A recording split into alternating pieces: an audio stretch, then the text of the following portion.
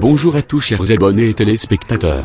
Aujourd'hui nous allons nous attaquer à un gros morceau du chronique jamais réalisé et qui aurait pourtant pu se passer. Comme vous le savez, la pandémie mondiale de Covid-19 touche l'ensemble de la population mondiale, dont la population américaine.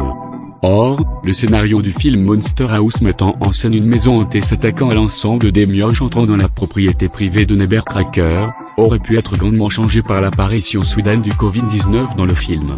Je pars du principe que vous avez déjà vu ce film magique, donc on va maintenant directement se plonger dans le scénario catastrophe suivant. Et si le Covid-19 avait infecté la ville de Monster House? Pour la simplicité du scénario, nous allons supposer que les premiers cas de la ville sont recensés directement après la crise cardiaque de Nevercracker le conduisant dans l'ambulance. Les hôpitaux surchargés auraient peut-être alors facilité le décès complet de Nevercracker qui, de plus, touché par le Covid-19, aurait péri dû à son âge et à son cœur de fragile. Ainsi Nevercracker disparaît complètement du film, ce qui est lourd de conséquences surtout pour la fin. En supposant que le confinement aurait été décrété dans l'immédiat, c'est le job de la babysitter qui aime Skull and Bones qui est bouleversée alors que celle-ci se voit jeter de la maison par les parents de DG revenus faire du télétravail. Il devient alors impossible pour DG de contacter directement Chamallow sauf par appel téléphonique, mais c'est surtout les jeunes rouquines de Jenny qui se voient dans l'incapacité de pouvoir vendre les bonbons dans le voisinage. Ainsi, Jenny ne rencontre jamais ni DG ni Chamallow, ce qui est lourd de conséquences surtout pour la fin.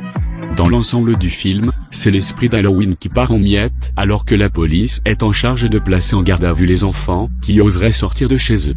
En quelque sorte, l'esprit de Nevercracker vit dans la police qui contrôle désormais toute la ville. Ceci a pour conséquence de provoquer près de 0 victimes du mangeage de la maison sauf une seule qu'est le chien, ce qui est lourd de conséquences surtout pour la fin.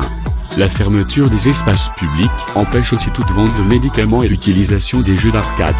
Ainsi, Coran se voit empêché malgré lui de gerber dans une gamelle et de bouffer ma gerbe. Ceci est lourd de conséquences surtout pour la fin.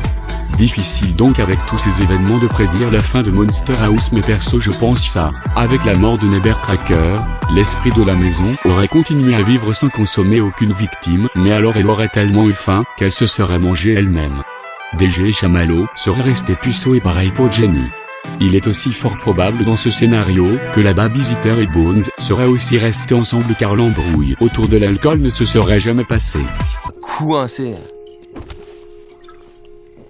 Or ceci n'est qu'une théorie, dites-moi dans les commentaires ce que vous en pensez. À plus pour de nouvelles chroniques Berlin Ouest, la guerre de Corée. Ok.